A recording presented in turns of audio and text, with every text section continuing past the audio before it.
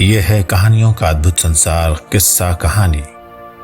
और हिंदी क्लासिक्स में मैं आपको सुना रहा हूं वृंदावन लाल वर्मा की लिखी कहानी शहीद इब्राहिम खां गारदी, और मैं हूं मंजीत ठाकुर। इस कैदी को शाह के सिपुर्द कीजिए। अहमद शाह अब्दाली के दूत ने अवध के नवाब शुजाउद्दौला से युद्ध की समाप्ति पर कहा। सन 1761 में पानीपत के युद्ध में मराठे हार गए थे। कई सरदारों के साथ मराठों का सरदार इब्राहिम गारदी भी पकड़ लिया गया। वो अंत तक लड़ता रहा था और घायल हो जाने के कारण पकड़ लिया गया था। घायल इब्राहिम गारदी को नवाब शुजाउद्दौला के टोली में, जो अफगान शाह अहमद शाह अब्दाली की छावनी के भीतर ही था, पकड़कर रख लिया गया।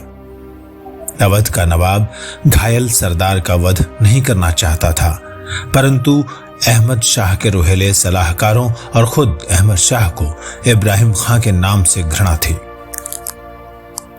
वो अकस्मात शुजाउद्दौला के सिपाहियों के हाथ पड़ गया था।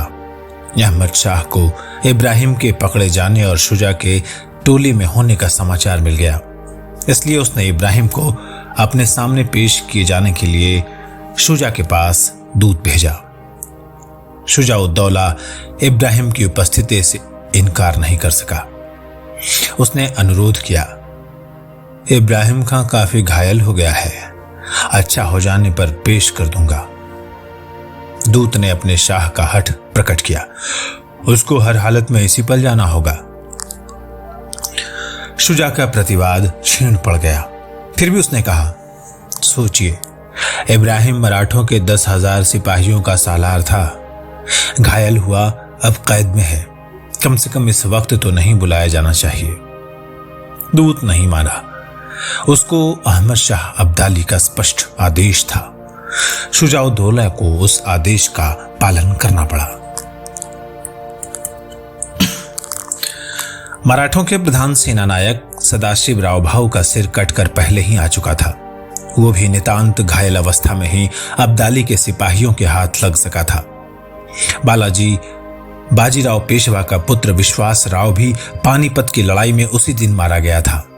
संध्या के पूर्व उसका सिर भी कटकर आ गया। विश्वास राव का सौंदर्य मृत्यु के सिर पर भी खेल रहा था। अधमुंदी आंखें, स्वाभाविक अर्थ विस्फोट मुस्कान, मानो यमराज को भी मुग्ध कर देने की ठान रही हो। उसके निर्वचनीय रूप की महिमा को सुनकर रक्त में सने हुए अनेक अफगान सरदार और सिपाही ठाठ के ठाठ बांधकर जमा हो गए। उन्होंने अपने डेरों के सामने लड़ाई में मारे गए हिंदुस्तानी सिपाहियों के मुंडों के ढेर लगा रखे थे, जिनके समक्ष ये नाच कूद कर जश्न मना रहे थे। विश्वास राव का सौंदर्य हिंदुस्तान भर में विख्यात था। उसके कटे हुए सिर को देखने के लिए वे उस जश्न को छोड़कर दौड़े आए। क्या मनुष्य इतना सुंदर हो सकता है? उसकी बर्बरता बार बार प्रश्न कर रही थी। वे चिल्ला उठे, हम हिंदुओं के शाह को काबुल ले जाएंगे, इसकी लाश को हमेशा तेल में रखेंगे। उनके बढ़ते हुए हट को देखकर अब्दाली के रुहेले सलाहकार ने अनुरोध किया, हटाइए इसको, फेंकवा दीजिए कहीं। उसने यही सम्मति सदाशिवराव के शव के लिए भी पेश की। अहमद शाह ने मान लिया। जिसके बाद अहमद शाह के सामने इब्राहिम गारदी लाया गया। अहमद शाह ने पूछा, तुम मराठों की 10 पलटनों के जनरल थे? उसने उत्तर दिया, जरूर था। उससे पहले तुम फ्रांसीसियों के नौकर थे? था, तभी तो गारदी कहलाता हूं। फिर हैदराबाद के निजाम के यहां नौकर हुए? इब्राहिम ने जवाब दिया, सही है। तुमने निजाम की नौकरी क्यों छोड़ दी? क्योंकि निजाम के रवैये को मैंने अपने उसूल के खिलाफ पाया। तुम्हारे उसूल? तुमने फरंगी जबान भी पढ़ी है? जी हां, पढ़ी है। मुसलमान होकर फरंगी जबान पढ़ी, फिर मराठों की नौकरी की। खैर, अब जो कुछ तुमने किया उस पर तुमको तौबा करनी चाहिए, तुमको शर्म आनी चाहिए। घावों की परवाह न करते हुए इब्राहिम बोला, तौबा और शर्म? आप क्या कहते हैं अफगान शाह? आपके देश में अपने मुल्क की मोहब्बत और खून देने वालों को क्या तौबा करनी पड़ती है, और क्या उसके लिए सिर नीचा करना पड़ता है? तुम जानते हो किसके सामने हो, किससे बातें कर रहे हो? अहमद शाह ने तेज होकर कहा। जानता हूं, और नहीं भी जानता होऊंगा तो जान जाऊंगा, पर यह यकीन है कि आप खुदा के फरिश्ते नहीं हैं। मैं इतनी बड़ी फतह के बाद गुस्से को नहीं आने देना चाहता। ताज्जुब है, मुसलमान होकर तुमने जिंदगी को इस तरह बिगाड़ा। इब्राहिम ने कहा, तब आप ये जानते ही नहीं कि मुसलमान कहते किसको हैं? जो अपने मुल्क के साथ घात करे, जो अपने मुल्क को बर्बाद करे और परदेशियों का साथ दे, वो मुसलमान नहीं है। मुझको मालूम हुआ है कि तुम फिरंगियों के कायल रहे हो। उनकी शागिर्दी में ही तुमने ये सब सीखा है। क्या तुम नमाज पढ़ते हो? हमेशा, 5 वक्त। अहमद शाह अब्दाली के चेहरे पर व्यंग भरी मुस्कुराहट आई और आंखों में वध की क्रूरता। बोला, फिरंगी या मराठी जबान में नमाज पढ़ते होगे, खुदा को राम कहते होगे। इब्राहिम ने घावों की पीड़ा दबाते हुए कहा, क्या खुदा अरबी, फारसी या पश्तो जबानों को ही समझता है? क्या वो मराठी या फ्रांसीसी को नहीं जानता? क्या राम खुदा नहीं है, और क्या खुदा राम नहीं है? अहमद शाह अब्दाली की नाक में नासूर था, उसमें से फुफकार निकल पड़ी। बोला, क्या कुफ्र बकता है? तौबा कर, नहीं तो सिर के टुकड़े टुकड़े कर दिए जाएंगे।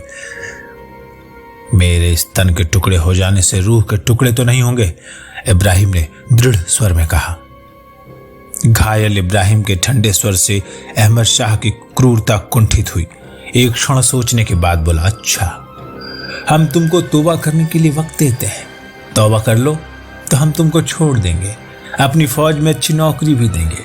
तुमको फिरंगी तरीके पर हमारे फौज के कुछ दस्ते तैयार करना होगा।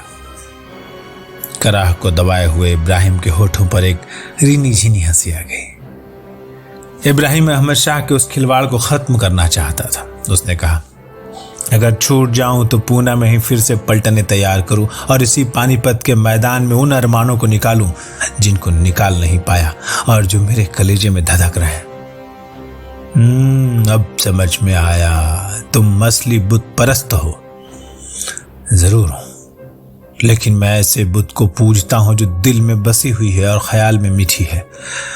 जिन बुतों को बहुत से हिंदू पूजते हैं, और आप लोग भी, मैं उनको नहीं पूजता। हम लोग भी, खबरदार। आप लोग भी। मरे हुए सिपाहियों के सिरों के ढेर जो हर तंबू के सामने लगाए गए हैं और जिनके सामने आपके पठान और रूहेले सिपाही नाच नाच कर जश्न मना रहे हैं, वो सब क्या है? क्या ये बुत परस्ती नहीं है? हिंदुओं की और आप लोगों की बुत परस्ती में सिर्फ इतना ही फर्क है कि जिन बुतों को वो पूजते हैं उनसे खून नहीं बहता और बदबू नहीं आती। तुम बहुत बदजबान हो। तुम्हारा भी वही हाल किया जाएगा जो तुम्हारे सदाशिवराव भाऊ का हुआ है। पीड़ित चकित इब्राहिम के मुंह से निकल पड़ा, क्यों? उनका क्या हुआ? उत्तर मिला, मार दिया गया, सिर काट लिया गया। घायल इब्राहिम ने दोनों हाथों से सिर थाम कर कहा। अब दाली को उसकी पीड़ा बहुत अच्छी लगी। बोला, और तुम लोगों का वो खूबसूरत छोकरा विश्वास राव भी मारा गया। इब्राहिम की बुझती हुई आंखों के सामने और भी अंधेरा छा गया। उसने कंपित कुपित स्वर में कहा,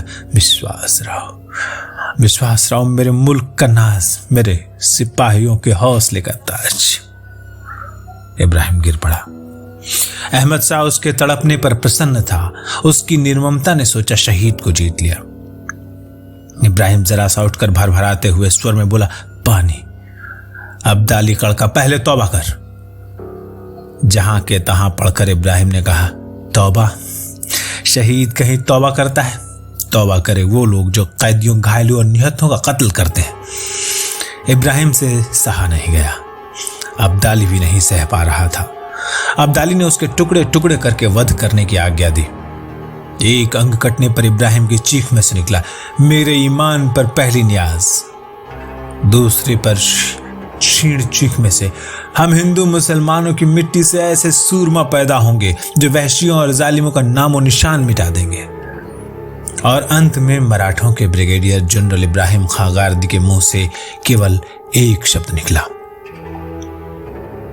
अल्लाह। जिसको फरिश्तों ने पंखों और इतिहास के पन्नों ने सावधानी के साथ अपने आंसुओं में छिपा लिया।